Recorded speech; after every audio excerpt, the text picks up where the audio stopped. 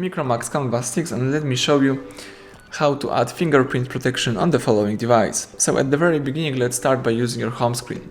Here you need to find and select apps icon, then let's choose here the settings. Here you need to scroll down and under device you should find fingerprint. Let's tap it. Let's tap fingerprint right here. Before you add the fingerprint, you need to save some backup method. It could be pattern, pin or password. In my case, let me use pattern. So let's draw your unlock pattern, tap continue, and let's do it again just for confirmation. Alright, so now you have to decide about notification. You can show all notification content, you may hide the sensitive one or don't show notifications at all.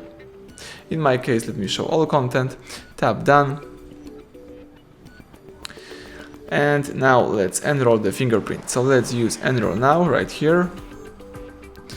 So let's find the fingerprint sensor. The sensor should be located right here at the back of the device, and let's start tapping the sensor a couple of times. As you can see, you're almost there. Let's just type a couple of times on the sensor. And fingerprint added, so everything went well. Now all you need to do is just tap done. Here you've got your fingerprint. You can add another one, or you can simply start using your fingerprint. You can lock your device by pressing the power key, and now you can unlock it, of course, by using the pattern, but you may also accomplish that by using the fingerprint. That's it. Let's just touch the sensor and everything is alright to just unlock your device by using your fingerprint. So thank you for watching. Please subscribe our channel, leave thumbs up under the video.